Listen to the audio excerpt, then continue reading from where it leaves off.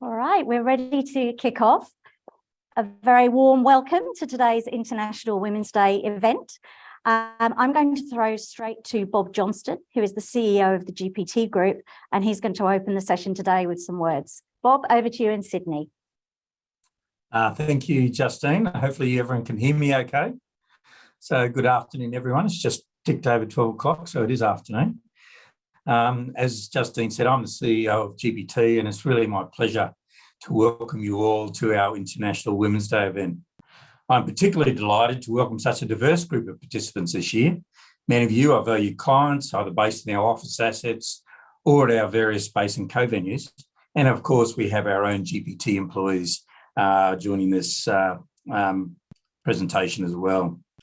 I'm speaking to you from our GPT's head office in Sydney, and the rest of the event speakers today are together at our newest office developments, Queen and Collins in Melbourne CBD. Some of you are there in person and many more have joined the session virtually, which indicates the importance to all of us of embracing equity this International Women's Day.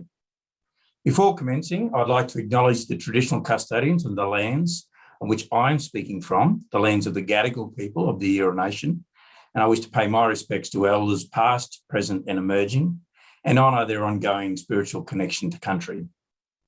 I also acknowledge the traditional custodians of the lands on which you are all joining the event today, and extend a particular welcome to any Aboriginal and Torres Strait Islander peoples who may be joining us for today's event. International Women's Day is an annual global campaign celebrated on the 8th of March each year, which is tomorrow, and we're getting a little bit ahead of the curve by celebrating it today with this presentation. It celebrates the social, economic, cultural and political achievements of women. However, it also marks a call to action for accelerating women's equality. Each year, International Women's Day campaign has a new theme, and this year's theme is Embrace Equity. With this theme in mind, we have sought some great speakers for you today with a focus on the critical issues of the financial aspects of driving for gender parity. Just three stats paint the picture pretty starkly from my perspective.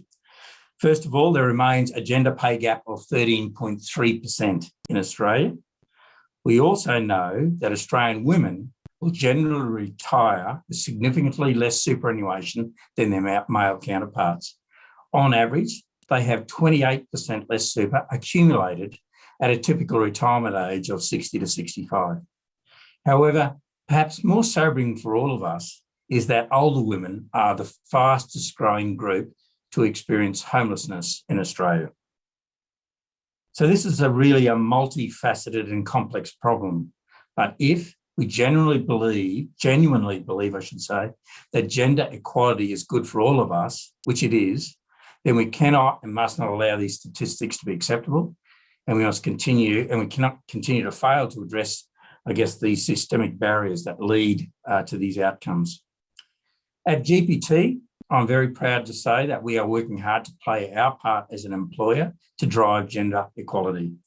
This includes recently launching our new parental support program, which offers 22 weeks of paid parental leave for all new parents, paying superannuation on the unpaid portion of parental leave, and offering a childcare allowance to help mitigate the costs of childcare in the first year when a parent returns to work.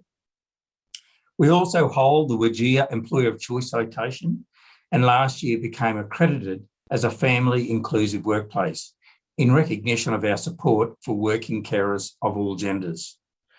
This is all aimed at better supporting everyone to maintain a career while they raise a family. Last but not least, we were delighted to be ranked in the top 10 companies globally for our efforts on driving gender equality in the recent Equal Leap Gender Equality Global Report and Ranking. So with all that said, we also know that there is still a lot more we can do and a lot more we can learn. So on that note, I'm looking forward to a robust and insightful discussion around this topic with our assembled experts, and I'm delighted to hand over to GPT's Head of Diversity, Inclusion and Wellbeing, Justine Knight, who will be your MC for this event. Thank you, Justine, and over to you. Thank you so much, Bob. Thank you for your warm welcome. and for providing a really neat opening, I think, for today's discussion and some really insightful commentary there. Appreciate your input there. As Bob mentioned, my name's Justine Knight. I look after diversity, inclusion and wellbeing at the GPT Group. Extend my welcome to everybody, both here in the room and online.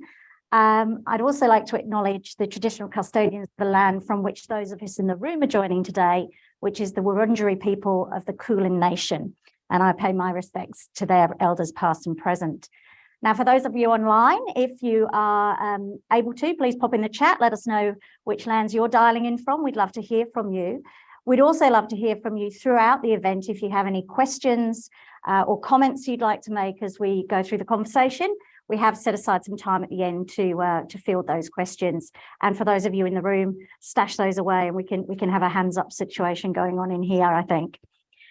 So as Bob's already shared, this year's International Women's Day theme is Embrace Equity. And in keeping with that, we've elected to focus on the topic of particularly financial equity as it affects women this year.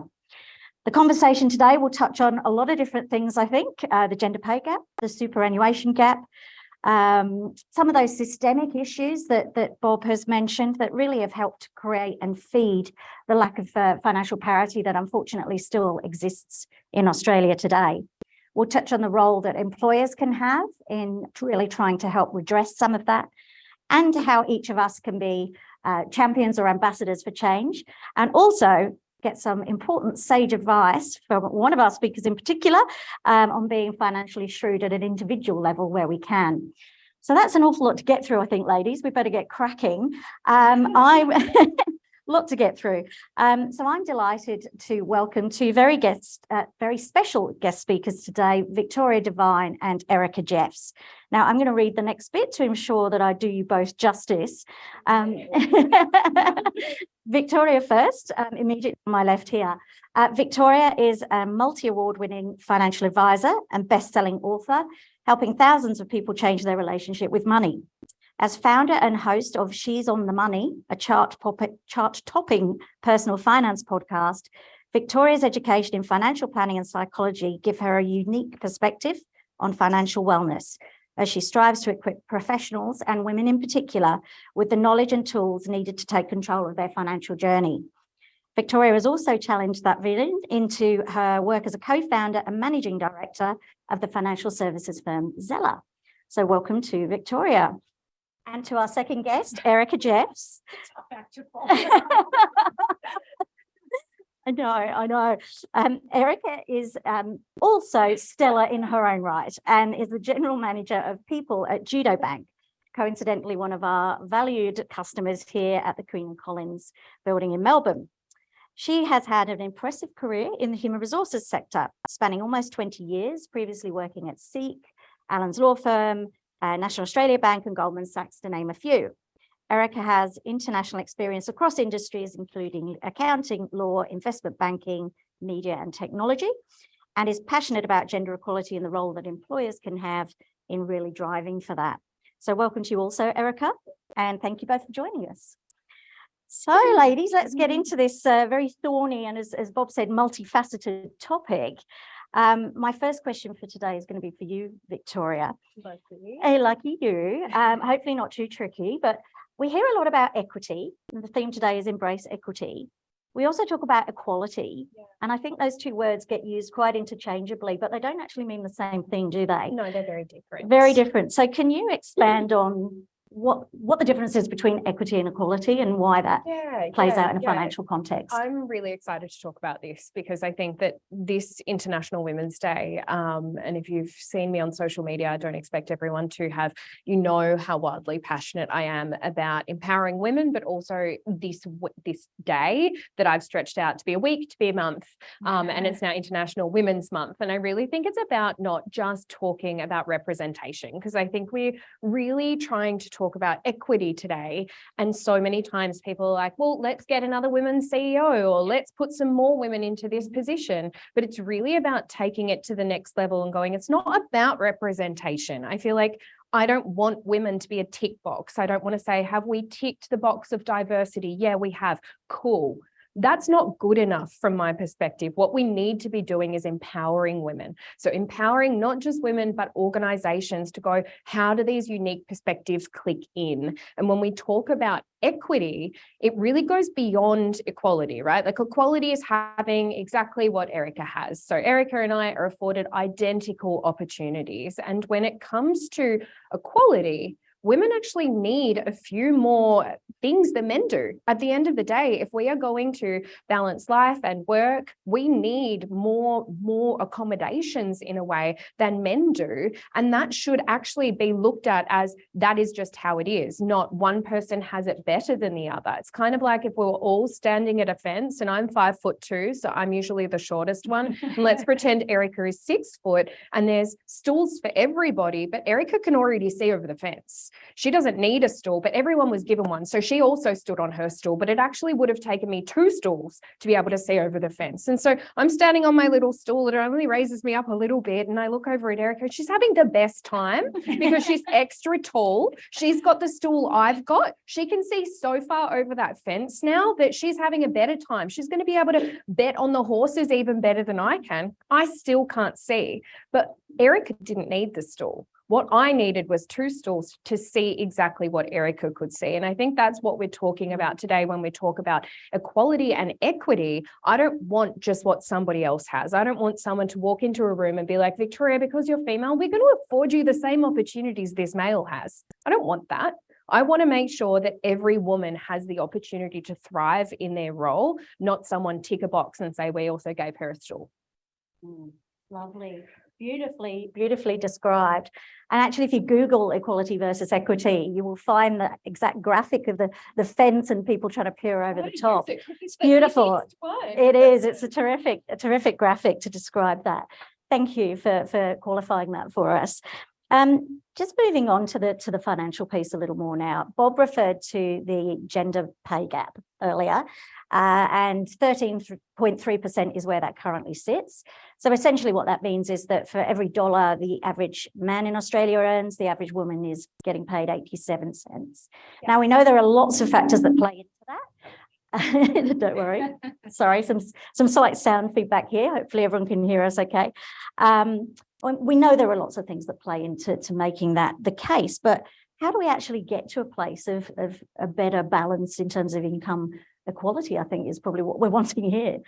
It really goes back, in my opinion, to empowerment. So I was speaking to someone the other day, and her name is Demetria, and she is from Sharesies, which is a share trading platform that my company works really closely with. And I wasn't speaking to her. This was part of her speech, and I'm about to steal it for you guys, right? It's just because it was so good, and it really drove home what that means. So we know what the gender pay gap is. As we said before, it's 13.3%. And you might go, all right, well, is that really that big? And the answer is yes, it absolutely is. Because if we extrapolate that out and we've got, let's call him Bob because he's the CEO, just like that seems appropriate today.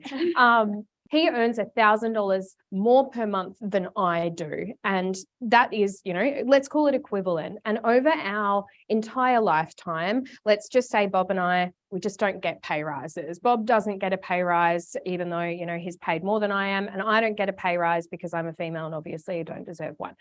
So over that period of time, if Bob took that $1,000 that he is earning that I am not earning and chose to invest it, over his working lifetime, that's worth $6 million. It's worth just over $6 million.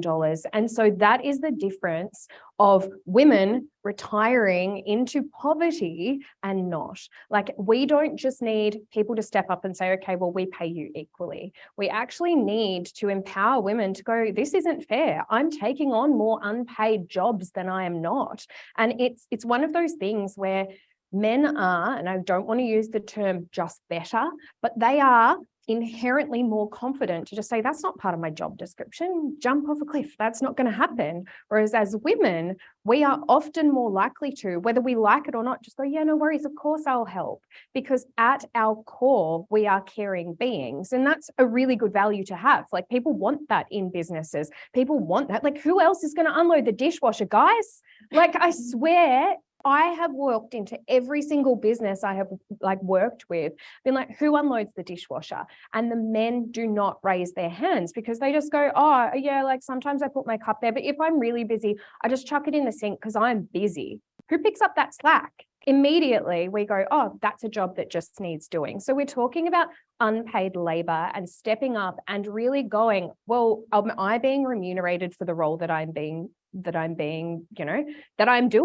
And I think that one of those things is really about confidence and it's really about empowerment, but it also needs to come from the top down. It shouldn't just come from me going, I'm empowered, I've been to this speech, like, thanks GBT, like, let's get it. It's actually about other people stepping up and being like, oh, I wonder if Erika is being paid for the role that she's doing properly, or I wonder if she's had a salary review recently, or does she know that pay secrecy is no longer a thing and we can now have an open, honest legal discussion about how we are different. And I think that these are the things where if you're the more empowered individual, you owe it to your community, you owe it to other women to step in and go, oh, like, how are we going with this?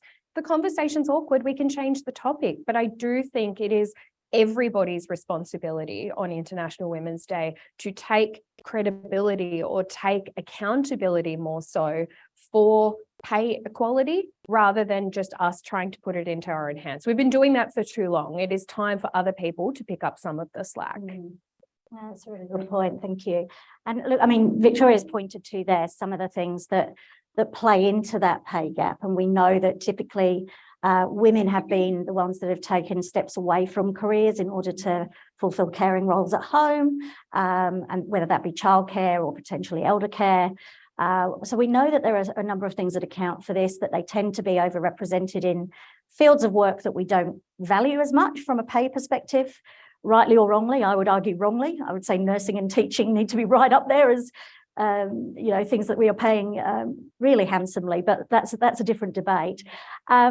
Erika, I'm going to throw to you now and just ask, from Victoria saying we all need to lean into this, what can employers do more of, or even less of, to really help lean into this issue of making sure that women are getting closer to equality and, for now, equity and support? Yeah, love that, and love so many of the things mentioned.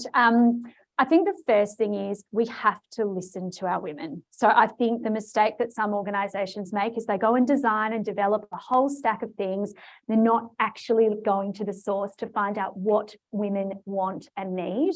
So I think we have to be really well connected into that population of our organisation.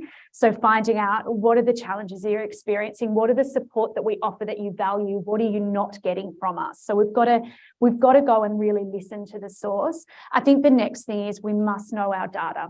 So why are women joining your organisation? Why are they leaving? How long is it taking them to get promoted? Are they getting promoted? So really trying to understand the data and analyse the shit out of it, basically.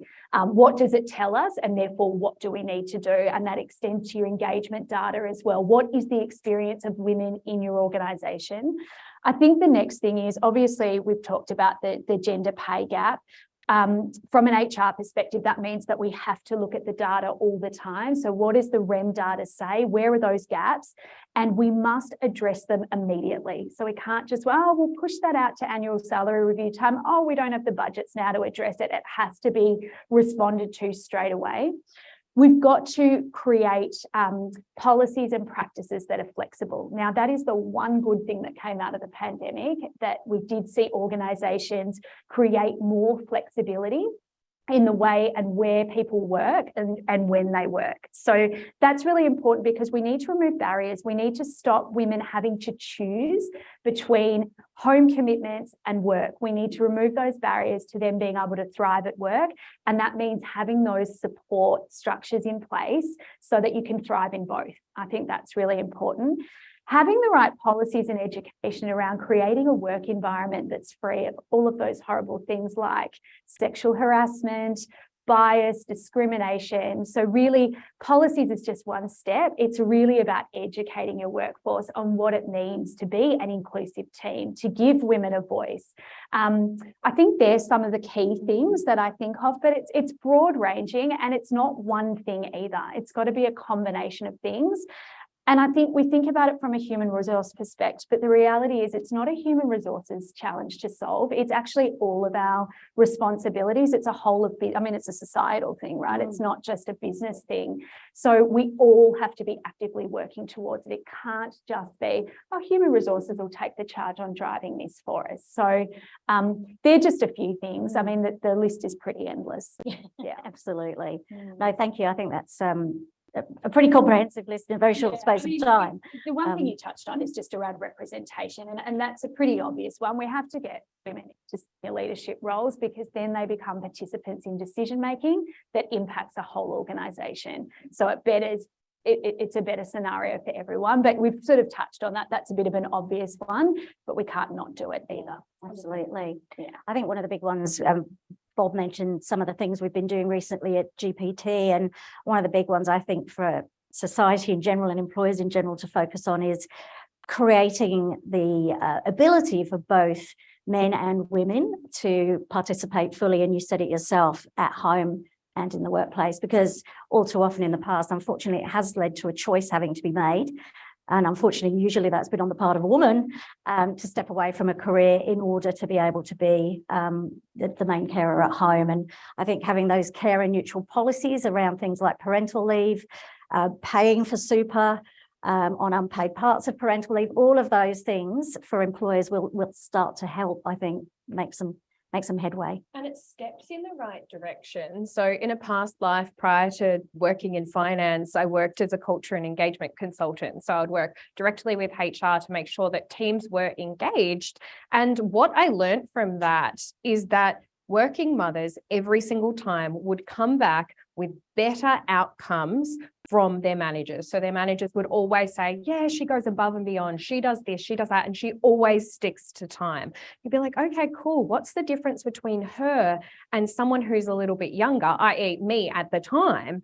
And the reality of it was I had the time to fluff around during work hours, and I definitely did. I want to get a cup of tea in the kitchen, chat to my co-workers. When you are a working mother, you have to stick to a timeline because the kids need to be picked up before 6 from childcare, otherwise it's not going to happen. And you put all of these additional burdens on yourself to go, oh my gosh, if I don't perform, I'm going to have my role at risk.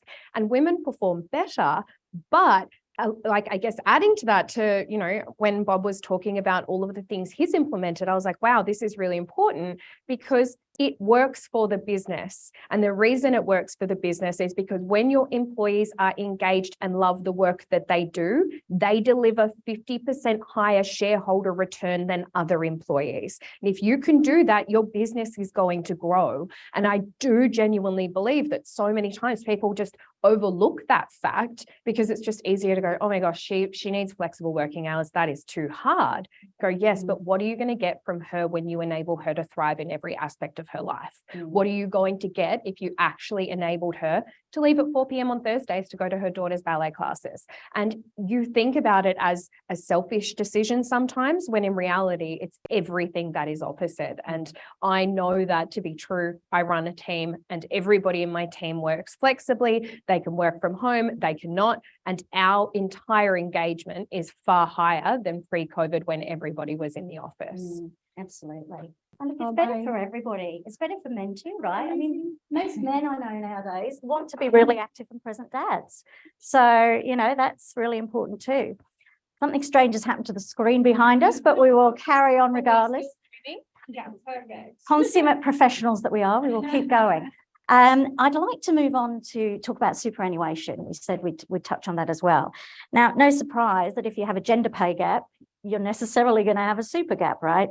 And we know from the stats Bob listed that 28% of, women retire on average with 28% less super than men. They also live longer, usually averagely about 4 years. So that lesser money also needs to stretch for a longer period of time. So it's a bit of a double bind. And of course, the knock-on effects here also lead to some of those really sobering statistics, again, that Bob mentioned about the increased rates of homelessness in the older generation generally, I have to say, but for women in particular. And that's really quite distressing. And 60% of people who access homeless services are female. So it's a little worrying, to say the least. And lots of factors playing into it.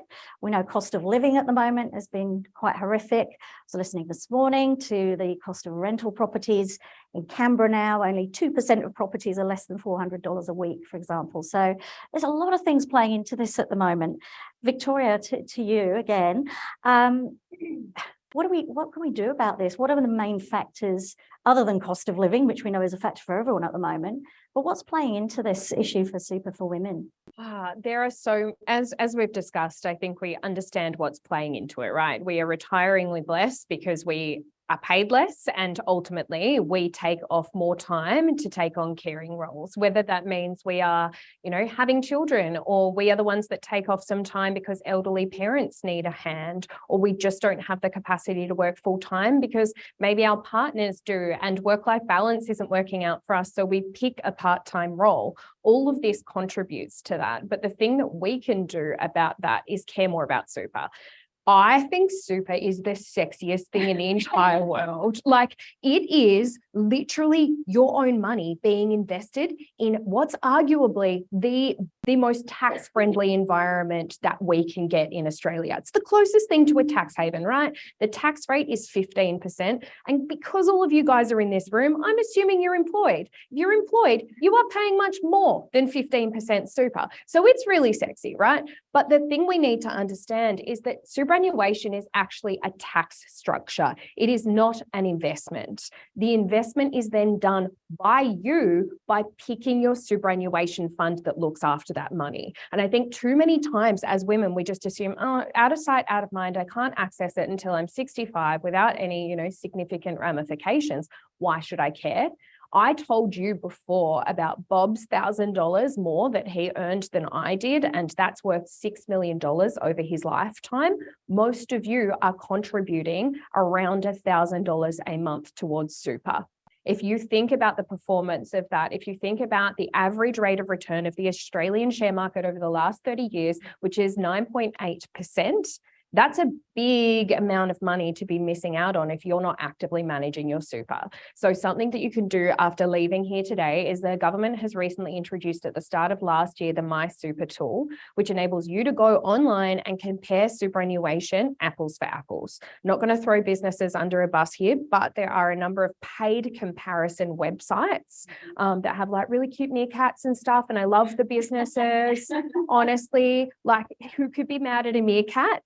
But you need to be aware that those websites are paid for ranking. So when you are going on those websites and thinking that you're doing the right thing by comparing your superannuation, you're being fed marketing. So we need to use a government-based website to make those comparisons. And we need to pick a really good company that makes sense. And that, I promise, is not too hard when you look at performance and you look at, the credibility of the company. But then taking that a step down, we need to pick what's called a risk profile.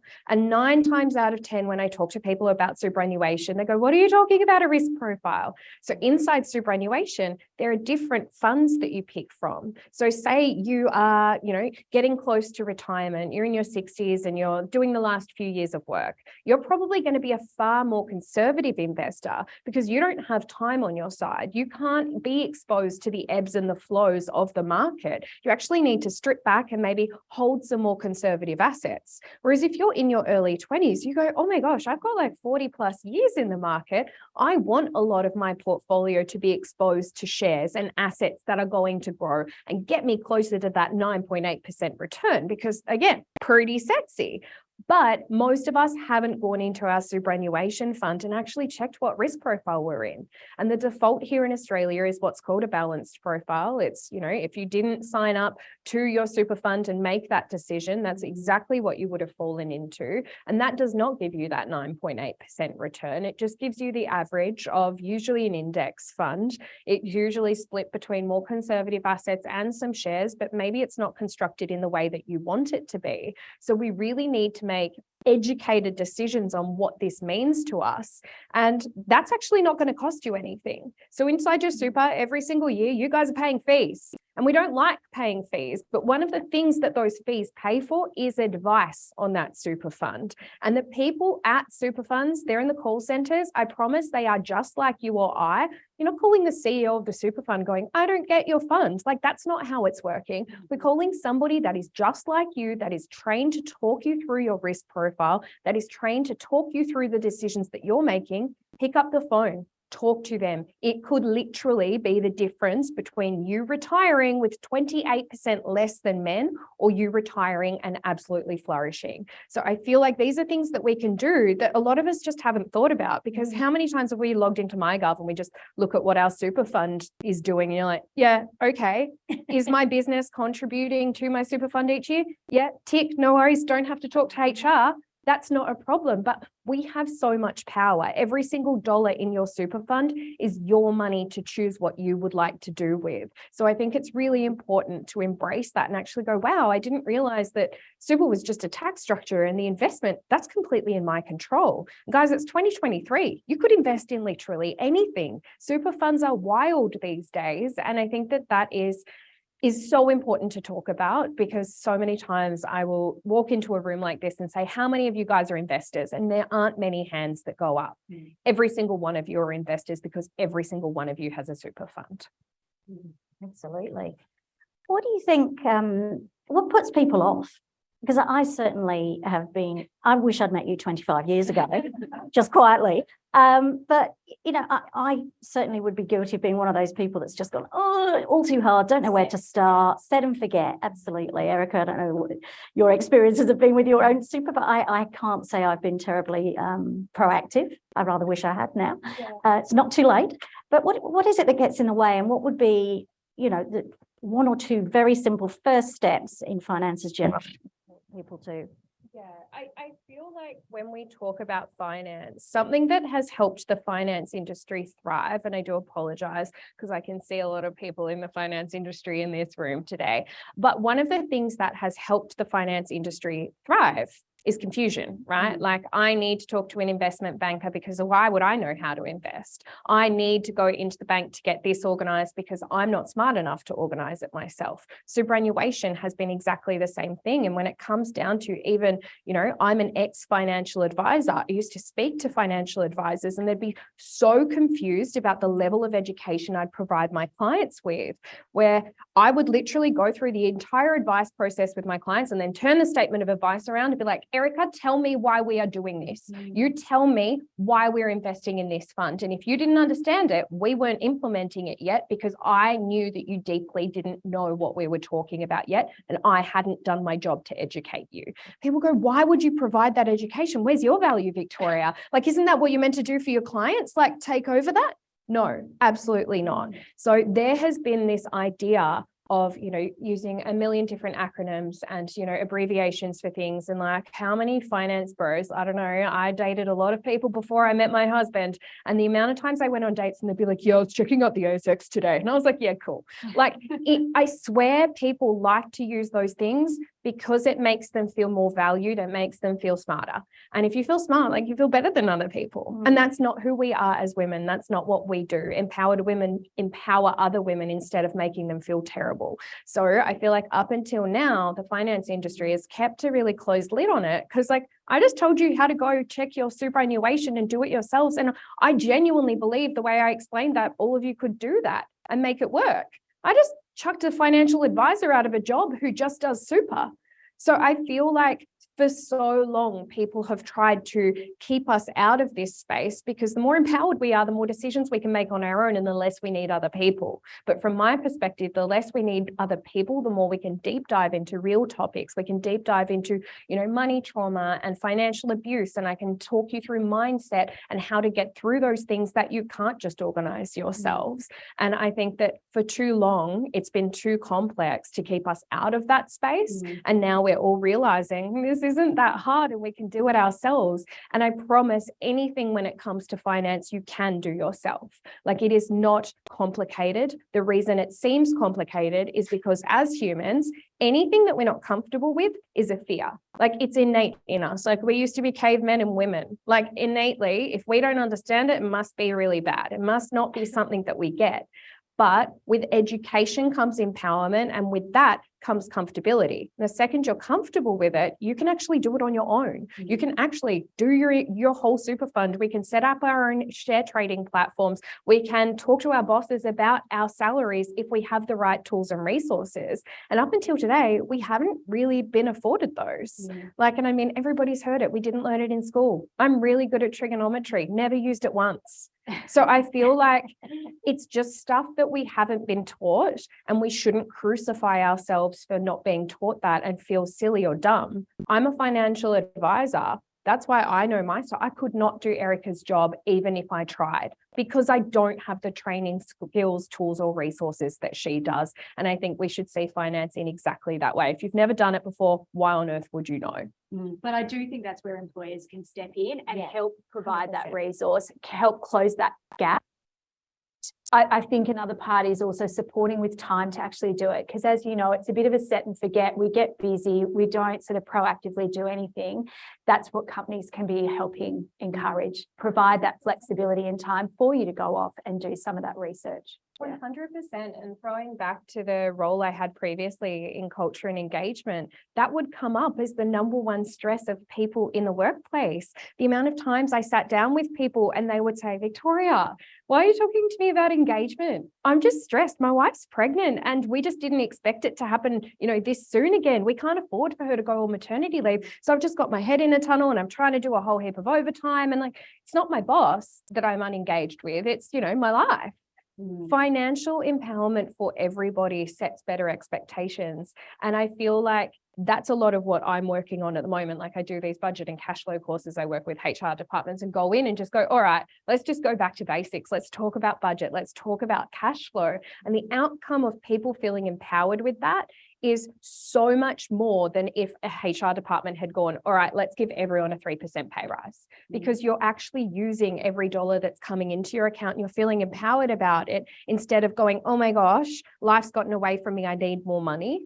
I promise the answer is never, not usually more money. It's usually how to use it. Absolutely. That's a really good point you make, actually, about the wellbeing aspect of this. There's a lot of organisations now very focused on employee wellbeing, obviously, and rightly. Financial wellbeing is a big part of that. And I think particularly in the climate we're in currently, where, that cost of living pressure is really acute at the moment. A lot of people really feeling the pinch. Housing is, we've heard this morning on the news, as I said, rental affordability is at an all-time low. The interest rates are going up again. So, really getting our heads around what we can absolutely do for the good on all of this to mitigate for some of those factors, I think is really important. And as employers, taking a part in that to carve out time and capacity for people to do it is really important. I'm going to make a little plug for your book as well, because you're too gracious to do it. But Victoria has a book called She's on the Money, obviously affiliated with the podcast. And I purchased a copy actually on my way here yesterday. And I have to say, I can see a lot of young women in the audience today. It is extremely accessible in how it's written. It really does give you some very quick and easy tips on how you can really start to master these things for yourself, and not just take the set and forget approach that I am very guilty of, I have to say. So yes, I would highly recommend that as a place to potentially start if you're new into this game of really trying to wrestle your finances to the floor. And it's not just obviously something that's for women, that would be for men as well, to take advantage of that. We might just move on again.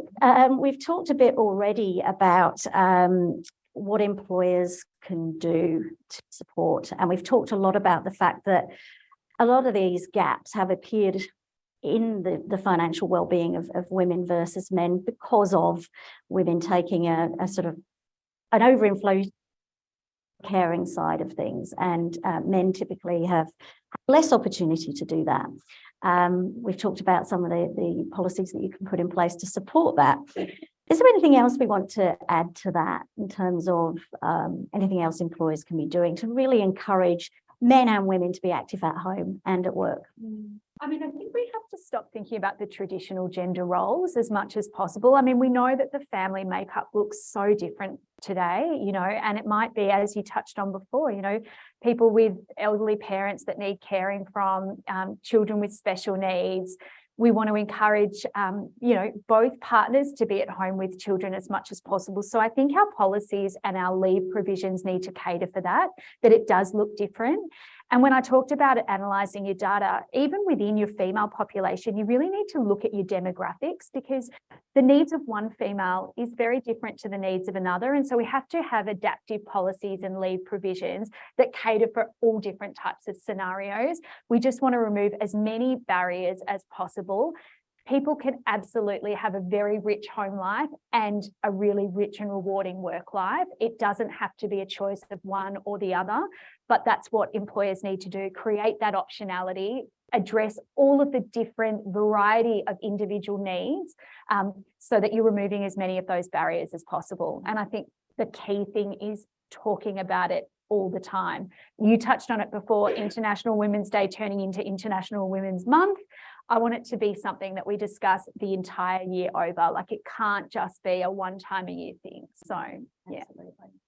Yeah, I saw an article, I think it was from Jane Carrow earlier this morning, about, you know, this is not a zero-sum game. Actually, if we can improve circumstances for women, we actually improve circumstances for everybody, economically, societally, across the board. And as I mentioned earlier, you know, most young dads I meet are desperate to be more involved at home, and typically that has been difficult for them to do.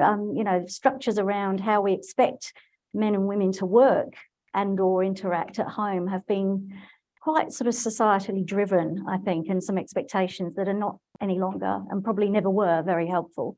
So I think that's a really good call out. And it's not just leave, I mean, it's support as well, right? So we want to create internal support networks for all of those different life circumstances. So whether it's for the working parent, whether it's for females in leadership, you know, we want to be able to create those connections internally, because those support structures really help when you're going through something similarly to somebody else. So, yeah. Well, we might hop across to some questions in a moment. So if you've got any online, please make sure you've jumped in and fed those through to us. We also want to make sure that we give plenty of time to Victoria, because she's actually going to share some hot top tips for all of us and give us a bit of homework, I think, as her parting shot from today's session. So we will look forward to that. But I might just jump in and see if we've got any questions awaiting us. So bear with me. It's all very high tech. Okay. One for you, Erika. What role can men play on this International Women's Day to support gender equality? So you've been talking a little about that, but so the first thing is listening. Firstly, ask the question of female colleagues, of female leaders, ask what their experience is. I think that's really important, and listen and be open-minded to what comes back. Acknowledge the challenge and the experience of the power dynamic that exists in workplaces. I think that's really important.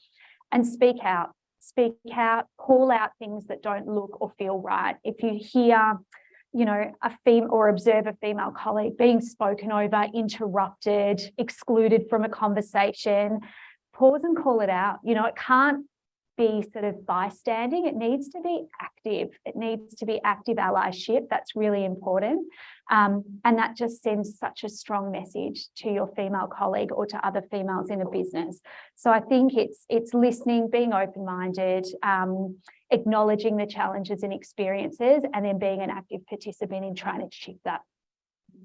Yeah, thank you. Next question's for you, Victoria. I like this. I think you might like this one. I was talking to someone about the gender pay gap, and they said maybe men are just better negotiators. How would you respond to that? That's cute. That's nice.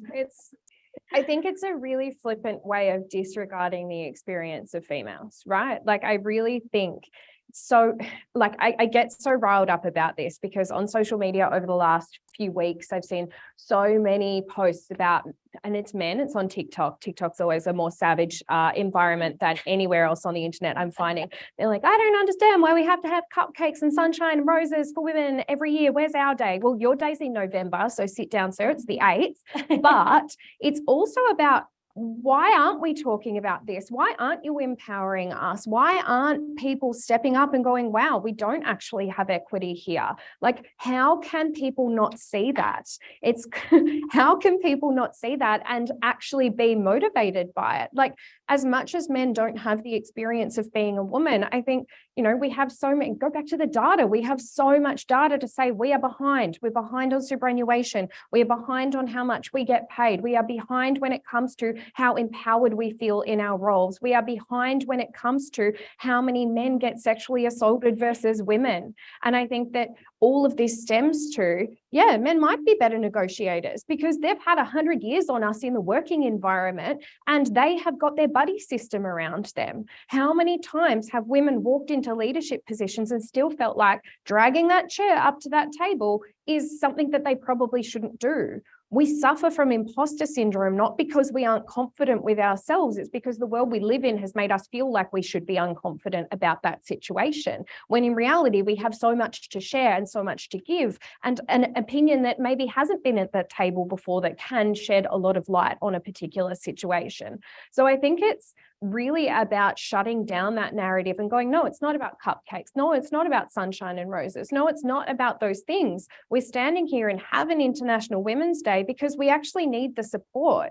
It's not about women, you know, coming to our breakfast and having our cupcakes. And as much as I adore these events, every International Women's Day event that I have ever spoken to has had way more women than men, because men still think that that's not a conversation they should be joining. That's a women's thing. That's something that women should be doing. And every time I have these events, it's really upsetting. And thank you to the men in the room for coming, because you are the change makers. You are the leaders in this space in a way as well, because sometimes in particular situations, we need somebody that has that authority that we might not have to go, do you know what, this isn't right.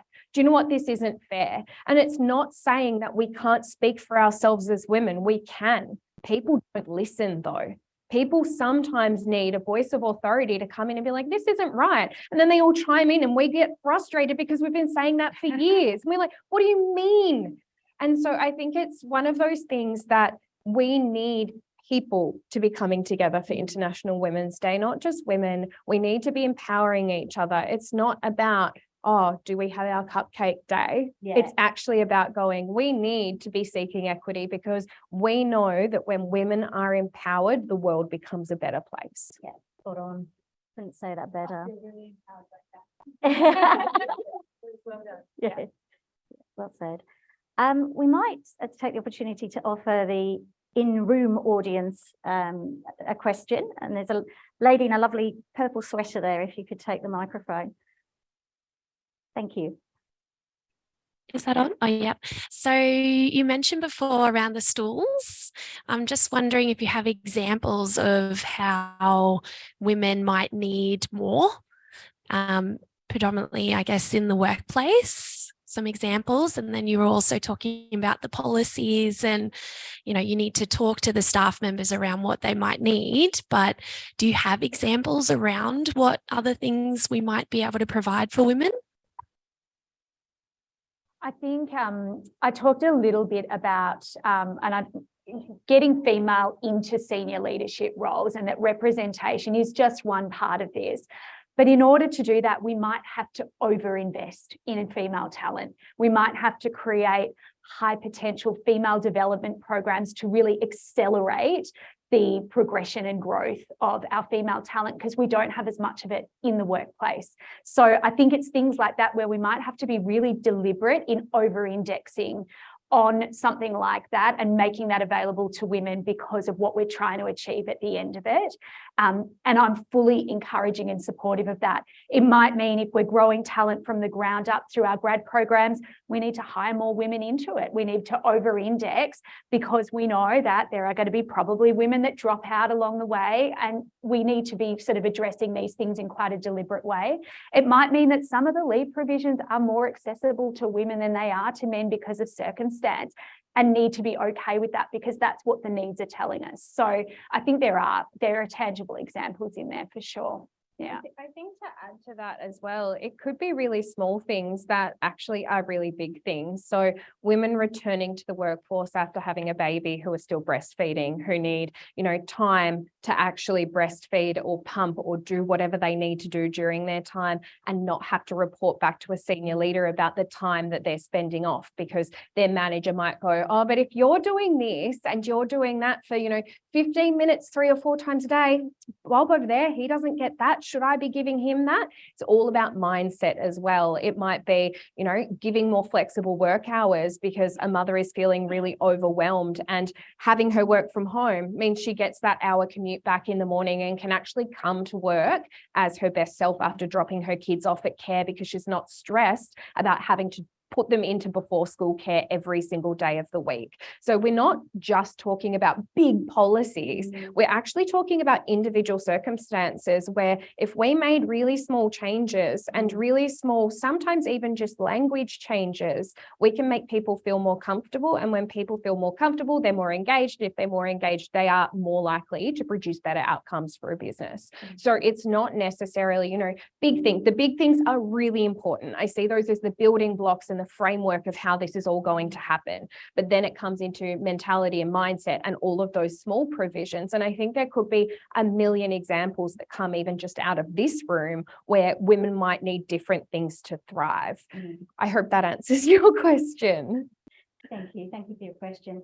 I think we've probably just got time for one more. It's come through online and it's for you, Victoria. Where do you stand on salary sacrificing versus navigating your investment journey outside of super?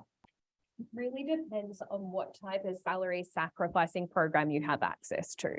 So salary sacrificing is essentially where you can sacrifice some of your pre-tax income towards another asset. And you could do this really smartly if you were sacrificing it towards your rent, or maybe like some food bills or things that are actually there. Things that are actually non-discretional. These costs are going to be paid regardless. I do see people slipping down a slope where they're like, I can salary sacrifice and I can put all of this money aside for dining and eating out each month. Tax efficient. My friend, were you going to actually spend that much on dining and eating out in general? If not, maybe we should look at it. So I think that there are really advantageous ways of using salary sacrificing, but before we put, that structure over how we're going to use it as an individual, we need to look at our budget, look at what our cash flow looks at, look at what our values are going to look like and how that's going to work. And then how do we take that structure of salary sacrificing and kind of turbocharge what we're already doing? I think too many times we get, caught up in, but I could get a new car if I salary sacrificed. And it's not really my money if it's coming out pre-tax, right? Yeah. Then I just get less each month, and somehow we're more comfortable with that. But if I said to you, hey, do you want to buy a new car? It's going to cost you this much per month. We're not likely to take on that because we go, that's too much. So I think it's really important to understand what salary sacrificing can do, but how do we make that work for us and our actual long-term financial goals? Because entertainment card, really fun, love that. But if your big goal is purchasing a house, maybe that's something that could add a little bit more cash to that savings account each and every single month. Well said, thank you, good point. I gather we do have time to squeeze in one more question, perhaps from within the room, if anyone has one. Thank you very much. Hopefully just a simple little question, but a financial decision that many people are faced with at some point in their life is, do I or don't I get a joint account with my partner? So what would you say? See, that's a really personal question. And I share a lot about how I manage my money with my husband, Steve.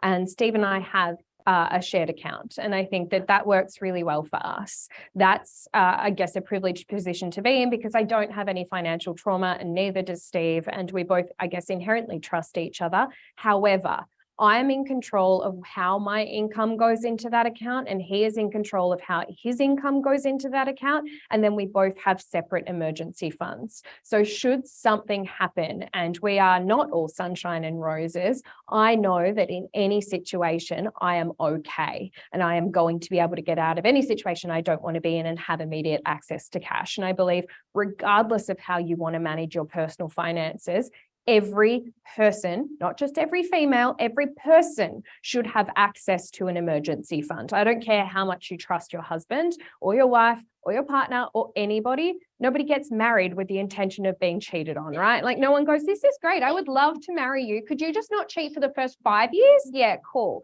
Like that's not how it works. So I think it's really important to understand that first, but then also at what point in the relationship are you making that decision? And is it actually functional? So like if you're living separate to your partner, what is the purpose of a joint fund? Maybe you've just moved in with somebody and you both have, rent that you're paying together, no shared expenses, no mortgage. Maybe a joint fund could be something that you have, but it's not your main way of banking. You do not have to put all your income into a joint fund just because you get one. You could have a joint fund together and say, okay, no worries. Our rent is X per month. I'm going to put my $1,200 in there and everything else is going to be separate. Or maybe I put my rent and some money for bills and groceries in there. We do not have to go all in when it comes to joint finances. And I think it's really personal, but also the most important thing you can do is have really open, honest conversations about money as opposed to going straight into managing it together.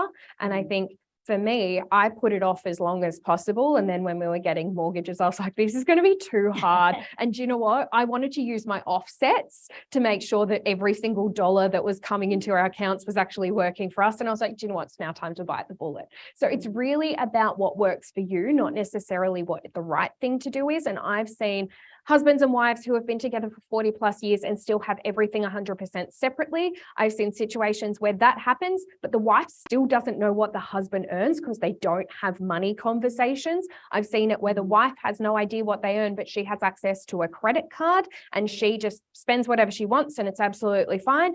Everybody is different, but I think the most important thing is complete transparency in that process. Yeah, and just to add to that, I mean, I couldn't agree more. I do think the emergency access is really important. And I'd love to say that we don't see family and domestic violence in the workplace. But if you're in a situation where you cannot access money, which then gives you freedoms and choice, then that change. And so I think it is really important that it might not be an all in, but at least having something that you can access if and when you need to. I think that is really important. Absolutely. I think that's a really good call out. And I know that a number of the Commonwealth Bank in particular, actually have done a lot of work around this issue of financial abuse in domestic situations. It is a very real thing and something we should all be just a little bit smart about, I think, and cognizant of when we go into these relationships. As Victoria says, no one's expecting to go in thinking things will turn sour, but unfortunately sometimes they can. It's a little bit of a dark note to end our conversation on. Yes, so let's pick ourselves up again. I'm going to throw to you, Victoria, for your hot tips for us, your sort of parting shots, if you like, for the group on how we can strive for financial freedom. Yeah, look, I've got a couple up here, and they're more for companies. I mean, to derail everybody here is an employee as well. So we're just going to derail a little bit because I spoke before about caring about your superannuation, and I really hope you take that seriously. Like, it is your money, it is your power, and it can be really fun to do as well. Like, there are so many superannuation funds that have really fun apps so you can track your investments and see what's going on. And if you're not investing outside of super yet, it's a really great way to get experience in the market without having to play with any additional funds. Like, you might not have an extra $10 a month to be playing with. And that's just the reality of the situation. But you do have a super fund we could be looking at and seeing how the market ebbs and flows work. The second thing I want you guys to take really seriously is your budget. And it's not sexy, I promise. But you can get a cup of tea, or in my situation, a large glass of wine to do this. And we can see it as like a little self-care exercise, because I think up until now, we've seen budgeting as restrictive. Like if I say set a budget, you go, hell no. But if we look at a budget as a way of understanding what comes in and then what goes out, and we're pushing judgment aside, like I judge myself for everything. And every time I sit down with my budget, I'm like, oh, Victoria, what have you been doing? That is not the attitude we want. And like, do as I say, not as I do, guys. But I really don't want you to think that I'm perfect at this either, because I'm not. So I think sit down with your budget and go, how much is coming in? All right, I've got this. And most of us will know, but I can guarantee most people in this room can't tell me how many dollars leave their account on average each month. You might be able to tell me your rent or your average water bill, but like, what's the total of how much leaves your account?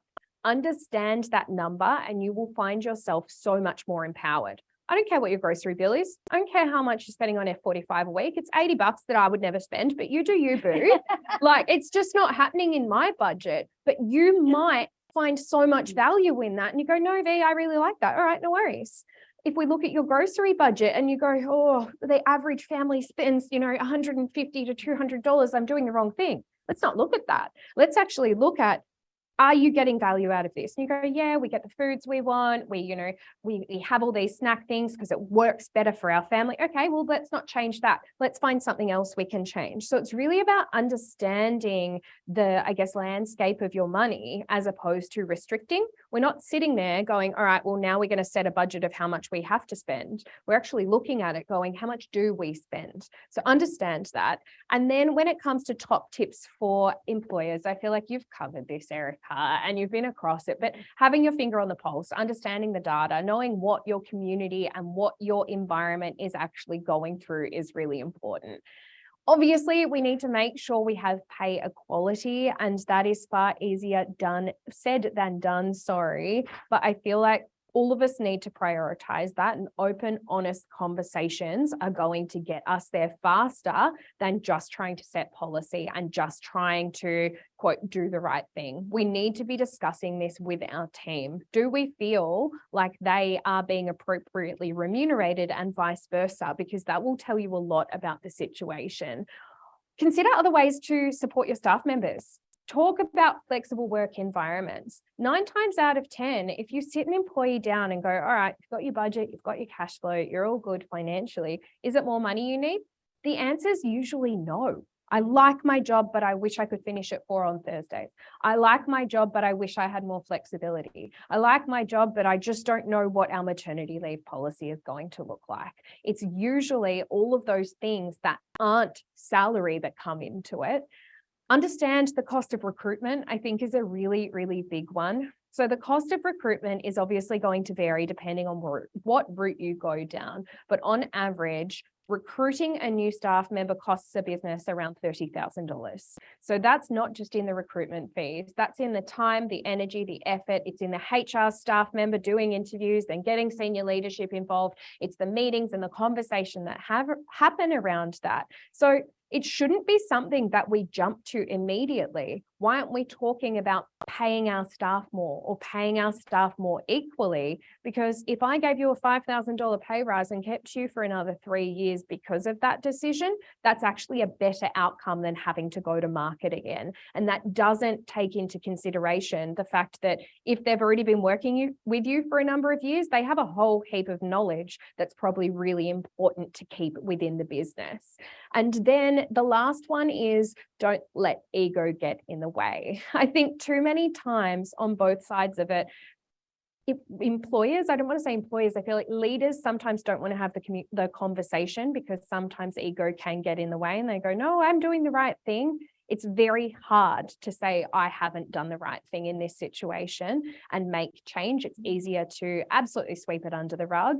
But then also as women, we don't let our ego too many times. Like, men are more likely to go for a job that they feel like they meet 50% of the criteria. Women look at it and go, oh man, got 95%. I'm probably not going to get the job. So I think it's on us as well in a way. And I don't want to end on this, but I am going to.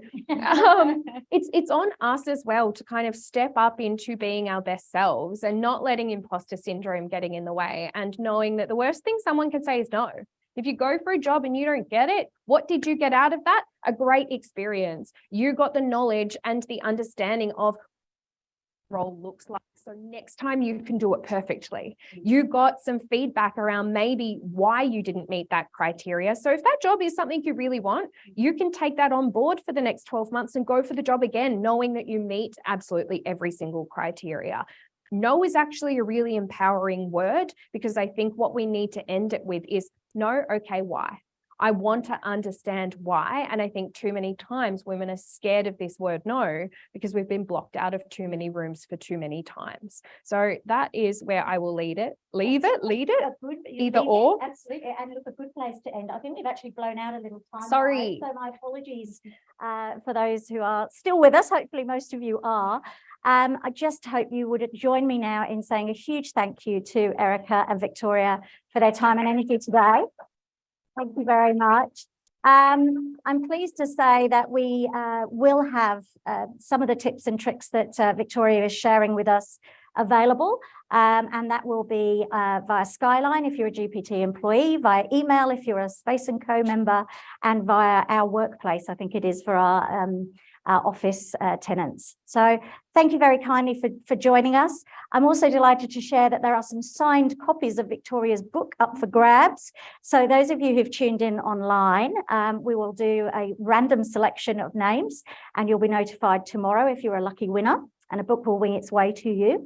For those in the room, and I'm getting my Ellen on now, there are some envelopes stuck to the bottom of some of your chairs. And if you've been lucky, you will be able to claim a book now and get it signed by Victoria. On that note, we will close. Thank you, everyone.